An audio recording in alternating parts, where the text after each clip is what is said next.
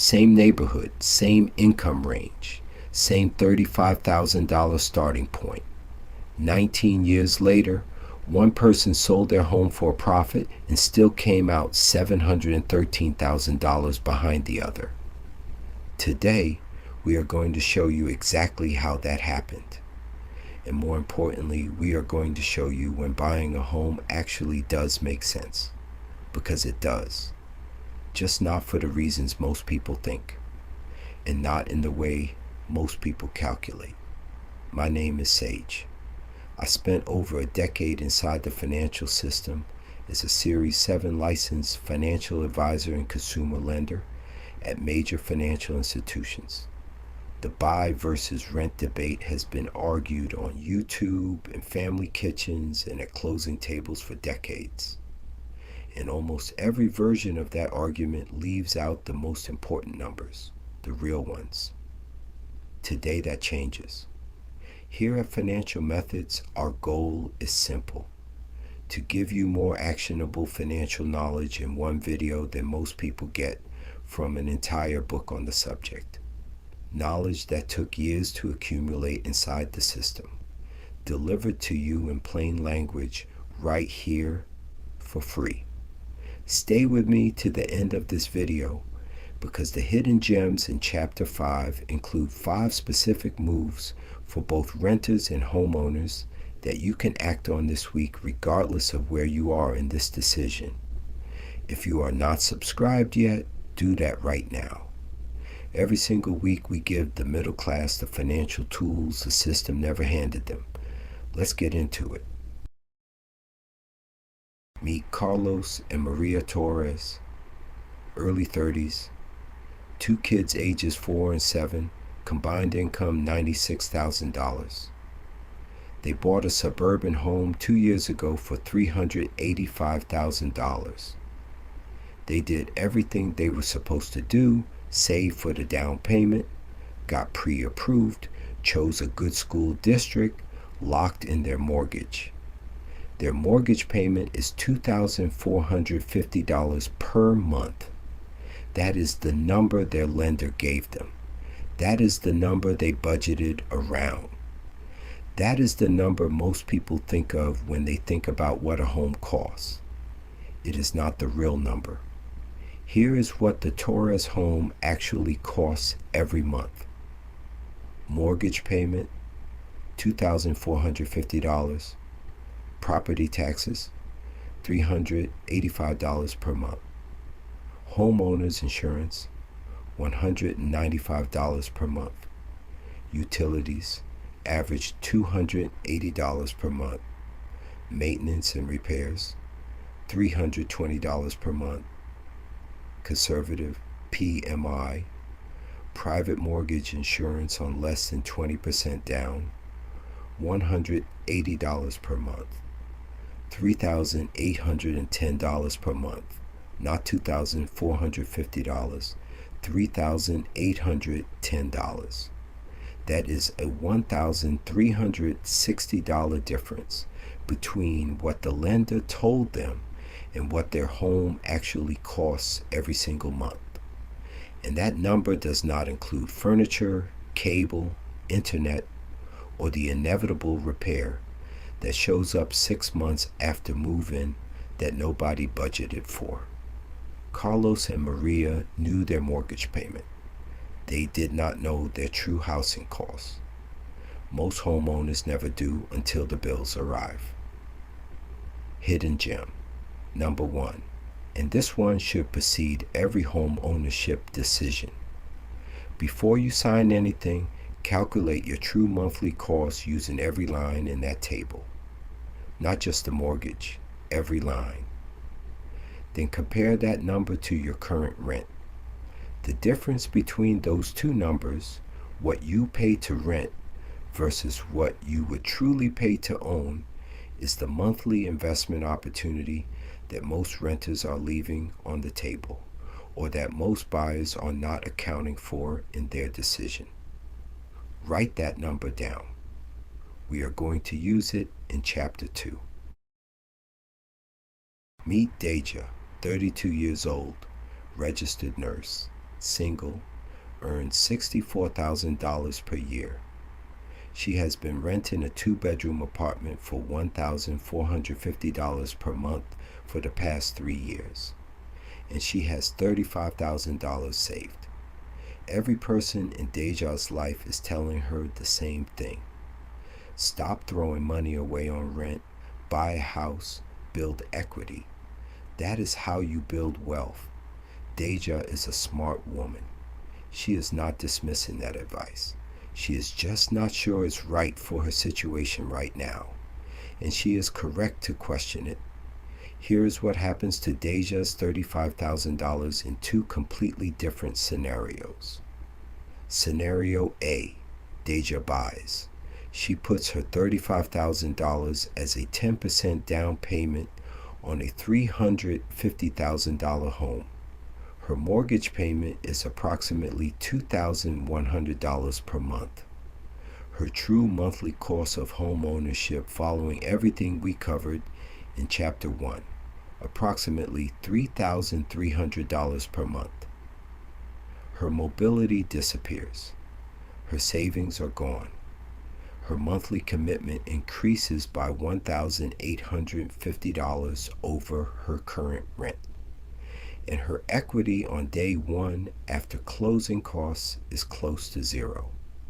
Scenario B, Deja invests. She keeps renting at $1,450 per month. She takes her $35,000 and puts it into a low-cost index ETF inside a Roth IRA. And she redirects the $600 per month difference between her rent and what home ownership would truly cost her into the same investment, automatically, every month. Here is what that produces. $35,000 invested plus $600 per month at 10% annual return. 10 years, approximately $208,000. 20 years, approximately $622,000. 30 years, approximately $1,418,000, tax-free, in a Roth IRA, because Deja watched video 7. Now, I want to be completely honest here, because this is where most buy versus rent content oversimplifies. Deja's home in scenario A would also have appreciated over time. Equity would have built. And in the right market with the right timing, home ownership absolutely can produce real wealth. We are going to show you exactly when in Chapter 3. But the question Deja and everyone watching this needs to answer first is this. Most people answer that question based on what their family told them, or what their lender told them, or what society told them. Today we give you the actual math to answer it yourself. Hidden gem number 2. Every home ownership decision has a break-even point. The number of years you need to stay in that home for buying to mathematically outperform renting and invest in the difference. In most 2026 markets, that break-even point is between 7 and 12 years. If you are not staying in that home for at least 7 years, the transaction costs alone of buying and selling will erase any equity you built. In most markets, in most situations. That single number, your honest answer to how long you plan to stay, should be the first question in every home ownership conversation. Not your credit score, not your pre-approval amount. How long are you staying? Right here. If this video is already showing you numbers you have never seen before, hit that like button right now. And subscribe if you have not already. This is what we do every single week. Carlos and Maria Torres did not buy their home as a pure investment vehicle. They bought it because they wanted their children to grow up in one neighborhood, one school, one community, with roots and stability in a backyard and neighbors who know their names. That is a completely valid reason to buy a home.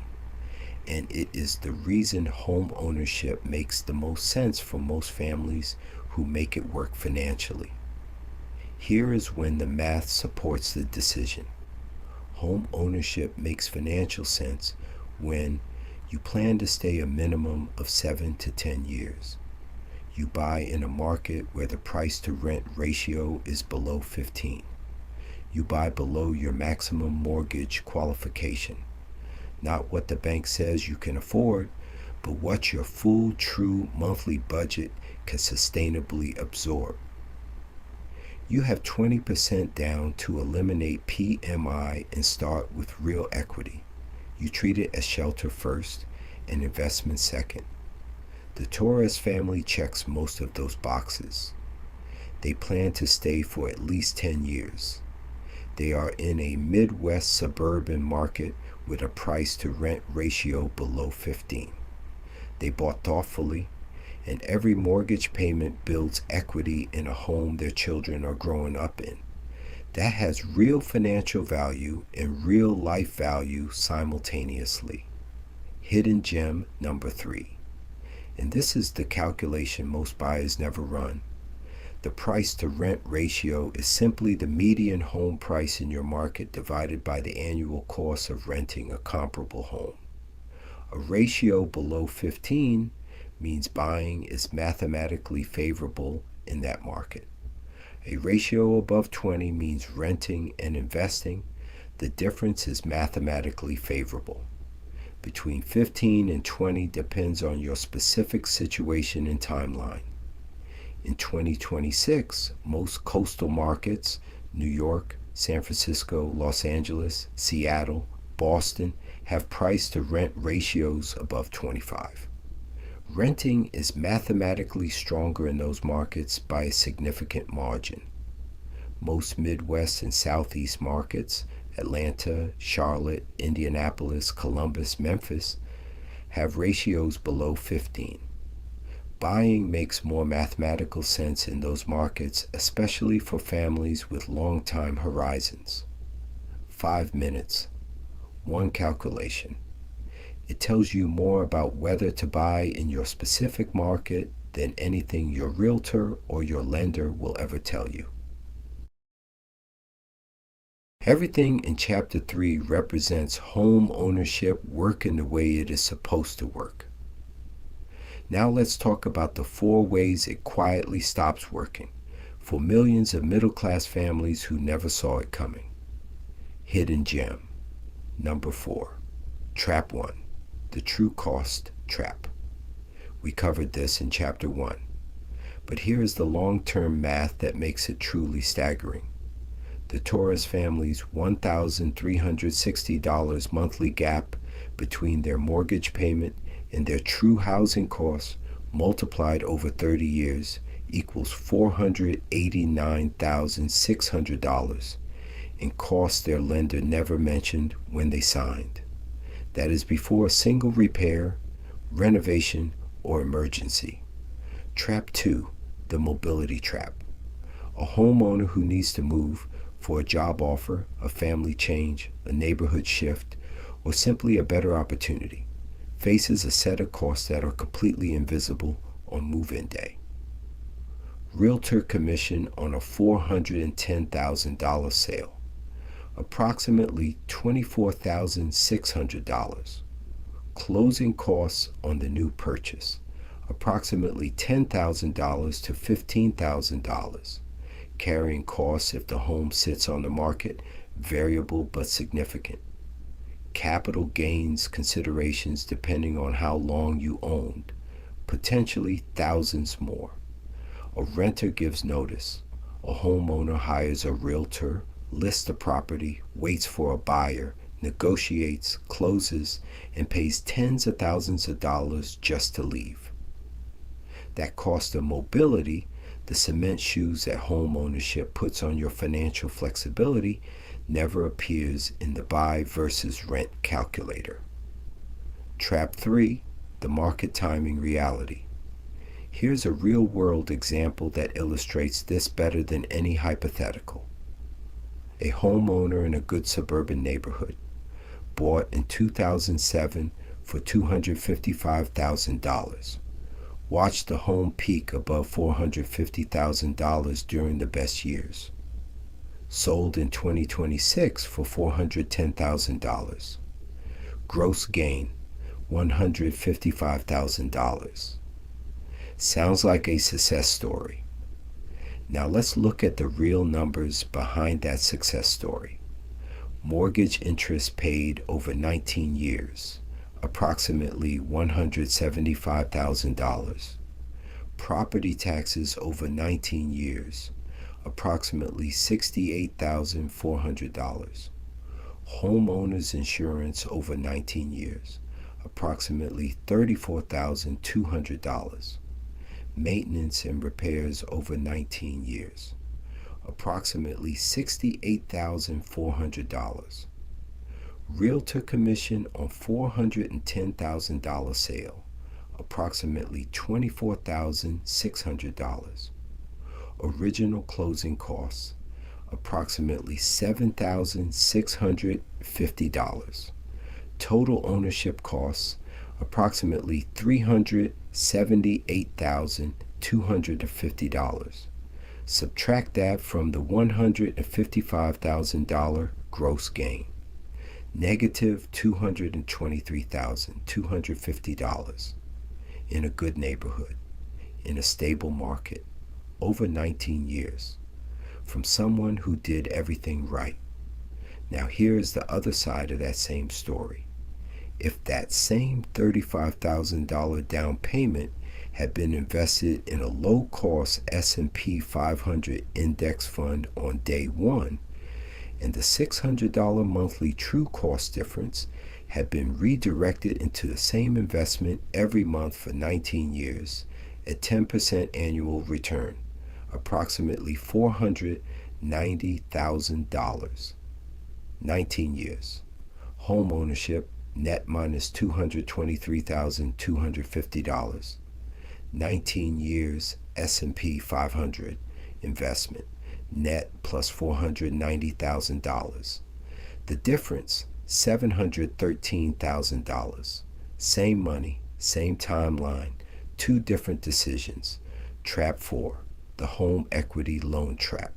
This one catches homeowners who have built equity and decide to access it for renovations, which sounds responsible and even smart.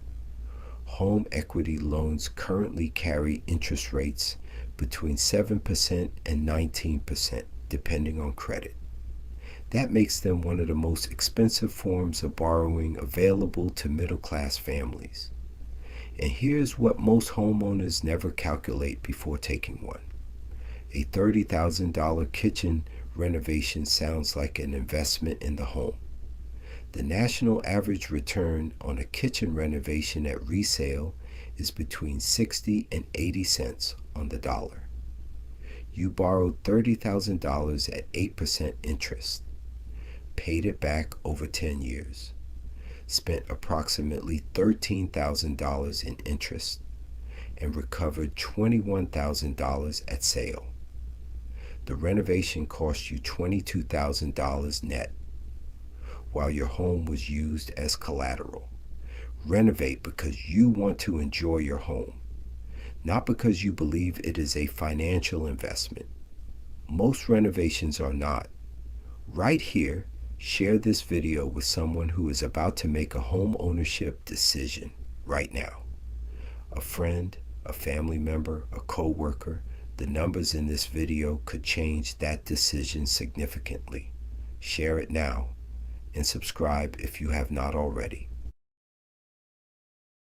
Everything we have covered is the honest picture most people never get.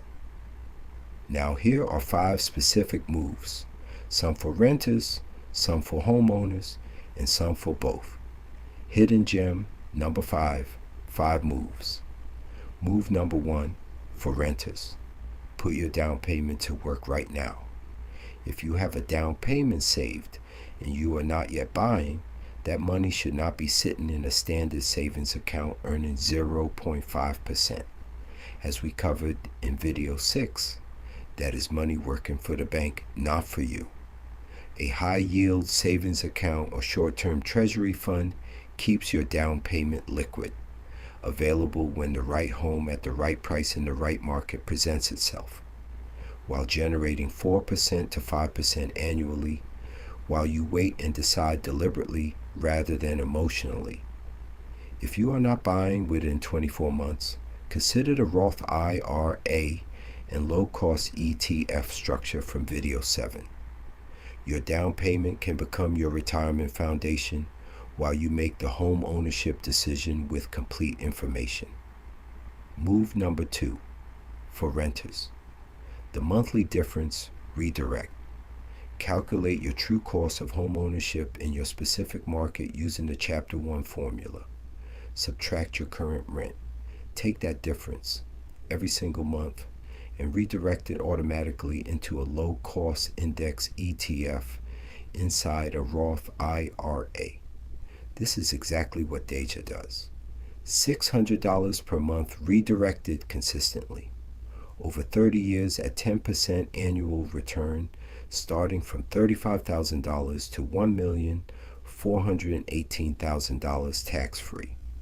The discipline of redirecting that difference is the entire mechanism, automated so the decision is made once and executed every month without thinking about it. Move number 3, for homeowners, the annual equity audit. Once per year, calculate 2 numbers side by side. Number 1, your current home equity, current estimated market value minus your remaining mortgage balance, minus what it would cost to sell today, including realtor commission and closing costs. Number 2, what your down payment plus all mortgage payments made to date would have produced if invested in the S&P 500 from day one at 10% annual return. Compare those two numbers honestly, not to make yourself feel bad about your decision, to make informed choices going forward about additional investment versus additional spending on the home. Move number 4, for homeowners, the renovation return test. Before any renovation, ask one specific question. What is the documented return on investment for this specific improvement in this specific market based on comparable sales? Not what HGTV suggests, not what your contractor says.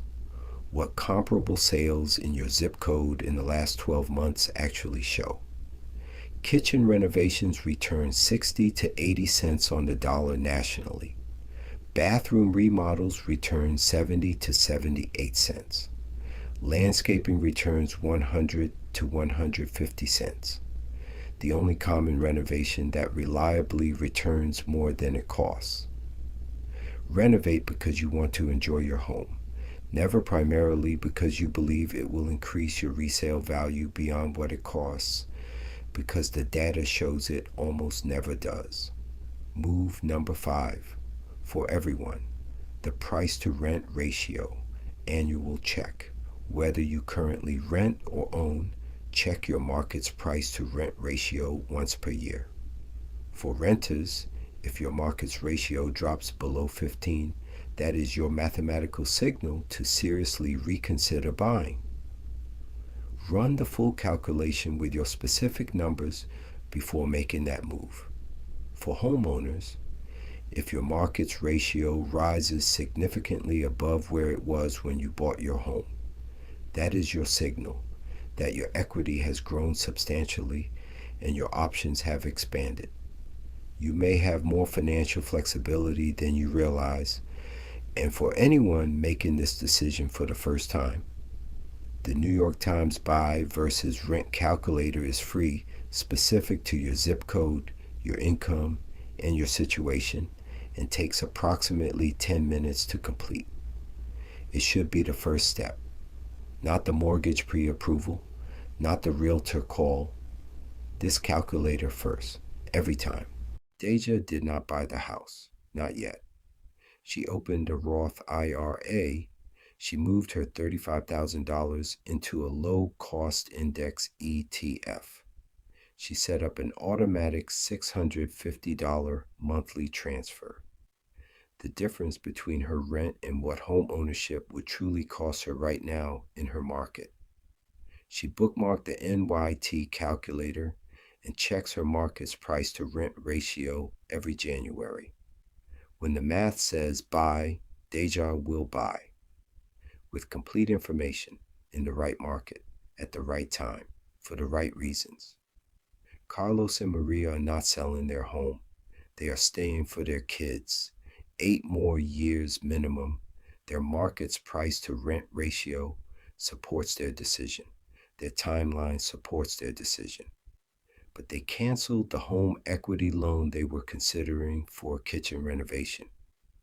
After running the renovation return test and discovering their $28,000 kitchen project would return approximately $18,000 at sale, they redirected that $420 monthly payment into a brokerage account instead. Their home builds equity. Their investment account builds alongside it. 2 people, 2 completely different situations, 2 completely different right answers. Both building wealth, both with complete information, both making decisions that fit their lives. There is no universal right answer between renting and buying. There is only the answer that fits your life, your market, your timeline, your goals, and your family, made with complete information instead of half the picture. The half picture is what the lender gives you, the realtor gives you, the well-meaning family member gives you. Today you have the complete picture. What you do with it is entirely up to you. If this video gave you clarity on a decision you have been trying to make, like it. Share it with someone else who is wrestling with the same question right now. And subscribe, because we are not done bringing you what the financial industry would rather you never fully understood. The more you know, the more you grow. I'm Sage, and I'll see you in the next one. And as always, we are not done. Next time we bring you something else the financial industry would rather you never fully understood. Stay subscribed. You do not want to miss it.